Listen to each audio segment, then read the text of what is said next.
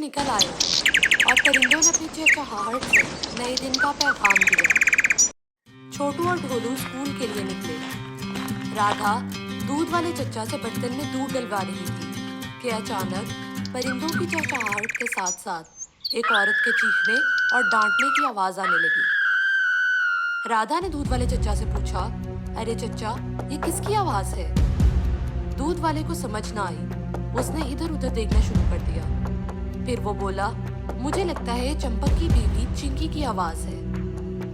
राधा को बहुत अजीब लगा। दूध वाला दूध देकर चला गया। राधा फौरन चंपक के घर गई। दरवाजे पर दस्तक दी। अब चिंकी की आवाज बंद हो गई। उसने दरवाजा खोला। राधा बोली, मामी, आपकी आवाज सड़क तक सुनाई दे रही थी। मुझे लगा कोई परेशानी ना हो, इसलिए मैं जल्दी जल्दी यहाँ आ गई। चिंकी डर गई और बोली, अरे अरे, नहीं नहीं, ऐसा तो कुछ भी नहीं है। राधा ने पीछे देखा तो बाबू बुरी तरह रो रहा था। राधा भी पूछने ही लगी थी कि चिंकी ने दरवाजा बंद कर दिया। राधा को कुछ भी समझ ना आई। वो अपने घर चली गई। बच्चे स्कूल पहुंच चुके थे। मास्टरनी जी ने पढ़ाना शुरू किया। बच्चों, हमें बड़ों की इज्जत करनी चाहिए और छोटों से प्यार। जो शख्स अपने बड़ों की इज्जत नहीं करता और छोटों से प्यार नहीं करता, वो इंसानियत के दर्जे से गिर जाता है और मुआशरा उसको इज्जत की निगाह से नहीं देखता। बाबू बोला, मास्टरनी जी, अगर आप बड़ों की इज्जत करें मगर वो आपसे प्यार ना करें तो क्या करना चाहिए? राधा बाबू के सवाल पर हैरान रह गई। मास्टरनी जी बोली, इंसान को अपनी अच्छाई कभी नहीं छोड़नी चाहिए। दूसरा इंसान उसकी अच्छाई से मरऊब हो जाता है। सब बच्चे छुट्टी के बाद बब्बन की दुकान पर रुक गए। छोटू ने कहा, चलो चलो लड्डू खाते हैं। सब ने बब्बन से लड्डू का कहा। बब्बन फौरन लड्डू तैयार करने लगा। अब बाबू फौरन से डर गया। बोला, नहीं नहीं, मुझे घर जाना है। राधा बोली, अरे 2 घड़ी तो रुक जाओ, साथ चलेंगे। मगर बाबू कहने लगा, अरे नहीं नहीं, पहले ही बहुत देर हो गई है, बस मुझे घर जाना है, तुम लड्डू खा कर आ जाना। और फिर वो घर की तरफ भाग गया। घर पहुंचा तो चिंकी दरवाजे में थी। उसने बाबू को थप्पड़ रसीद किया और बोली, मुआ, कहाँ रह गया था? चल अंदर जा और सफाई कर, आज तुझे खाना नहीं मिलेगा। बाबू रोने लगा और फिर उसने झाड़ू उठाकर सफाई शुरू कर दी।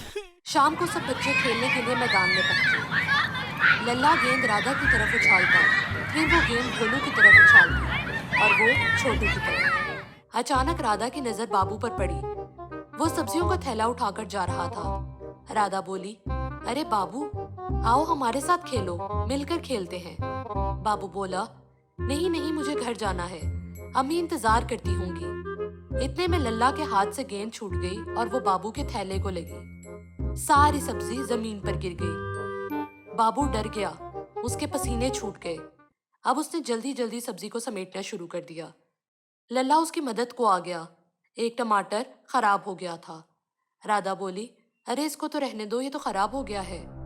बाबू बोला, नहीं नहीं, अम्मी ने सब सामान घर लाने को कहा था।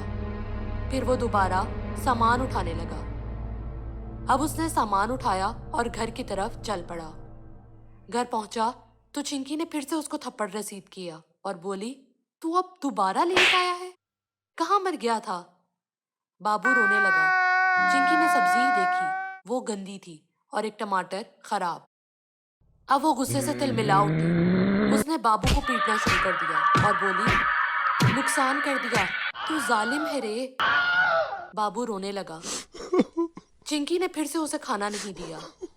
राधा को बाबू के रोने की आवाज आई। उसने देखा बाबू बाहर सीढ़ी पर बैठा रो रहा था। राधा को देखकर वो फौरन अंदर भाग गया। अगला दिन फिर से खूबसूरत और शानदार था।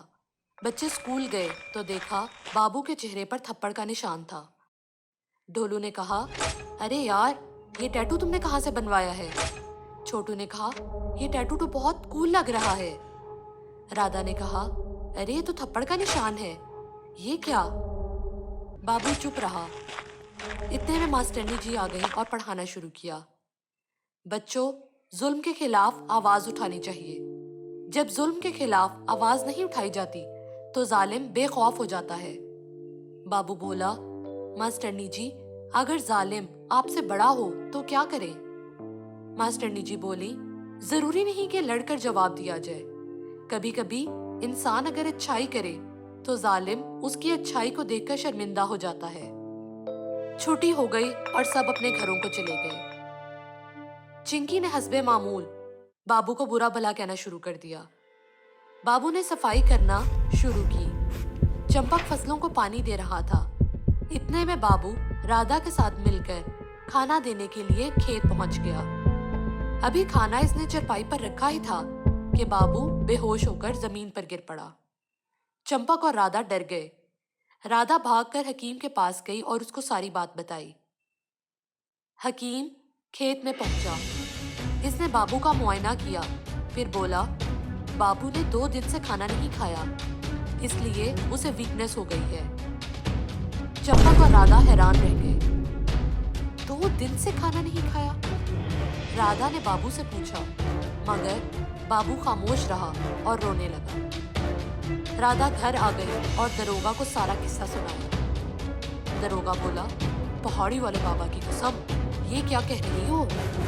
राधा बोली, मुझे चिंकी मामी पर शक है। दरोगा बोला, अब तो कुछ करना ही पड़ेगा। चंपक ने बाबू को खाना खिलाया, फिर उसे अपने साथ घर ले आया। घर गए तो चिंकी चिल्लाने लगी, अरे कहाँ रह गए थे मुए? तुम्हारा दिमाग तो ठीक है, कब से इंतजार कर रही थी मैं। चंपक ने अफसोस में सर हिलाया और बाबू को घर छोड़कर वापस खेत में आ गया। जाते हुए वो दरवाजा खुला छोड़ गया। अब की बार चिंकी ने बल्ला उठा लिया और बाबू को पीटने लगी। चूंकि दरवाजा खुला था, राधा घर में आ गई। उसने चिंकी को बाबू को पीटते हुए देख लिया। अब उसने चीख चीख कर सब लोगों को इकट्ठा करना शुरू कर दिया। बाबा बाबा, रजो चची, बब्बन चचा, दद्दू, जल्दी आओ, सब लोग यहाँ पर आ जाओ। चिंकी को गुस्सा आया। अब की बार वो बाबू को मारने लगी तो सारे लोग आ गए। चिंकी शर्मिंदा हो गई।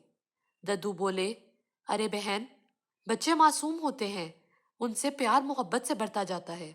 इस तरह मारने पीटने से कब किसको फायदा हुआ है? इंसान जो बोता है वही काटता है। बाबू बोला, अरे आप लोग मेरी अम्मी को इस तरह नहीं कह सकते, वो बहुत अच्छी हैं, बस उनको गुस्सा आ गया और गलती मेरी अपनी थी। मुझे अपना ख्याल रखना चाहिए था। वो तो बस मुझे समझा रही थी। राधा को कोई गलत फहमी हुई है। सब लोग वापस घर चले गए, मगर सबको चिंकी पर बहुत गुस्सा आया। राधा बोली, मामी आपको मालूम है, मैं भी अडॉप्टेड हूँ, लेकिन मेरी मामा मेरा कितना ख्याल रखती हैं, इसलिए मैं भी उनसे बहुत प्यार करती हूँ। चिंकी बोली, अरे जाओ अपना काम करो और मुझे अपना काम करने दो। राधा बोली, मामी अगर आप बाबू से प्यार नहीं कर सकती तो उस पर जुल्म ना करें। चंपक चचा को सब कुछ सच सच बता दे, वो उसे खेत में अपने साथ ले जाएंगे। ना वो घर होगा ना लड़ाई होगी। चिंकी तिलमिला उठी। उसने कहा, मेरा जो जी चाहेगा मैं वो करूंगी। मैं इसे फिर से मारूंगी और खाना भी नहीं दूंगी। तुम होती कौन हो? चिंकी ने बल्ला उठाया और बाबू की तरफ बढ़ी। अभी वो बड़ी ही थी कि उसका पांव फिसल गया और वो जमीन पर गिर पड़ी। उसके पांव में चोट लग गई और वो बेहोश हो गई। राधा बोली, वाह बाबू, तुम्हारी तो जान छूट गई इनसे। बाबू बोला, अरे ऐसा ना कहें, ये मेरी अम्मी है। बाबू भाग कर हकीम के पास गया। हकीम ने सामान उठाया और बाबू के साथ चल पड़ा। हकीम ने चिंकी को दवा दी और पाँव में प्लास्टर लगा दिया। कहा, इनकी टांग टूट गई है, इन्हें 1 हफ्ता व्हील चेयर इस्तेमाल करनी होगी, ये चल नहीं सकेंगी। चिंकी ने दिल में सोचा, अरे यार, मैंने तो बाबू के साथ बहुत बुरा सलूक किया, अब ये मेरे साथ क्या करेगा? मुझे तो डर ही लग रहा है सोचकर।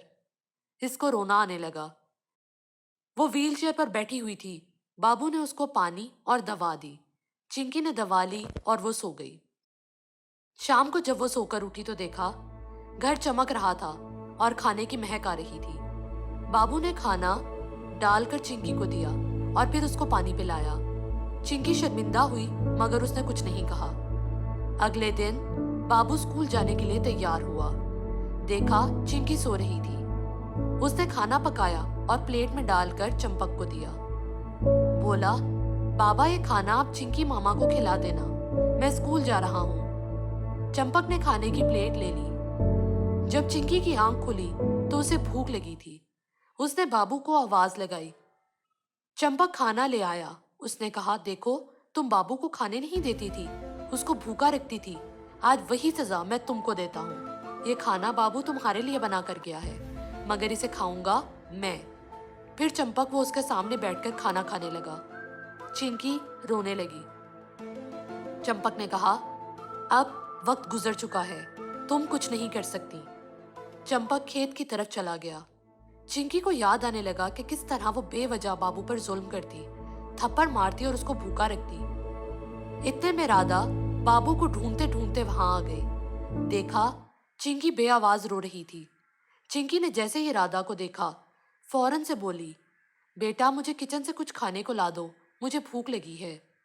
राधा को वो दिन याद आ गया जब बाबू थप्पड़ के निशान के साथ स्कूल गया था। उसको अब चिंकी पर बहुत गुस्सा आया। राधा बोली, जाओ मामी, तुम वो हो जिसकी वजह से मेरा दोस्त खेत में अपने बाबा के लिए भूखे पेट खाना लेकर जाता था और बेहोश हो गया था। अब तुम भी भूखी रहो। राधा ये कहकर चली गई। चिंकी शर्म से पानी पानी हो गई और फूट फूट कर रोने लगी। इतने में बाबू जल्दी जल्दी घर की तरफ आ रहा था। राधा ने उसे रोकने की कोशिश की मगर वो ना रुका। घर जाकर चिंकी से माफी मांगी। अम्मी मुझे माफ कर दें, असल में मास्टरनी जी ने पेपर की बात करने के लिए रोक लिया था, इसलिए देर हो गई। मैं बस अभी दोपहर का खाना बनाता हूँ। चिंकी की आंखों में मजीद आंसू आ गए। बाबू ने कहा, अम्मी आप परेशान मत हो, मैं अभी आता हूँ। अब बाबू ने खाना बनाया और चिंकी को दिया। चिंकी ने खाना खा लिया। फिर बाबू ने उसको दवा दी। वो दवा लेकर सो गई। दोबारा जब उसकी आंख खुली तो देखा घर साफ सुथरा था और हर चीज चमक रही थी। रात को सब लोग सो गए। चिंकी को खांसी लगी हुई थी। उसको प्यास लगी तो उसने चंपक को जगाया। चंपक मियाँ थोड़ा पानी ला दो। बोला, मुझे परेशान मत करो, सुबह से खेत में काम कर रहा हूँ, अब तुम्हें पानी चाहिए? ऐसे ही सो जाओ। वो बुरी तरह से खांस रही थी। इतने में बाबू पानी का ग्लास लेकर आ गया। उसने पानी चिंकी को दिया। चिंकी ने पानी पी लिया और सो गई। अगला दिन सूरज की बहुत सी रोशनी और परिंदों की चहचहाहट से शुरू हुआ। चिंकी की आंख खुली तो देखा बाबू पानी का ग्लास पकड़कर सोफे पर बैठा था। चिंकी ने उसे आवाज दी तो उसने फौरन पानी का ग्लास चिंकी को दिया। चिंकी बोली, तुम रात से यही हो? बाबू बोला, जी, मुझे लगा आपको रात में प्यास लग सकती है, इसलिए मैं यहाँ रुक गया था। अब चिंकी बिलक बिलक कर रोने लगी और उसने बाबू को बहुत प्यार किया। बोली, आज से मैं तुम्हारी असल माँ हूँ, मुझे माफ कर दो बेटा, मैंने वाकई बहुत बुरा किया। बाबू ने उसे गले लगा लिया। हालात बेहतर हो गए। एक हफ्ता गुजर गया। एक दिन यूं ही बाबू सो रहा था कि अचानक उसको बर्तन हिलने की आवाज आई। वो फौरन उठकर बाहर आ गया। हर तरफ अंधेरा था। अचानक लाइट जल गई। वहां पर सब लोग मौजूद थे, चिंकी, चंपक, छोटू, ढोलू, राधा और दरोगा। हर तरफ गुब्बारे लगे हुए थे। घर सजा हुआ था। सब लोग तालियां बजाकर बाबू को बर्थडे विश करने लगे। बर्थडे सॉन्ग भी चल रहा था।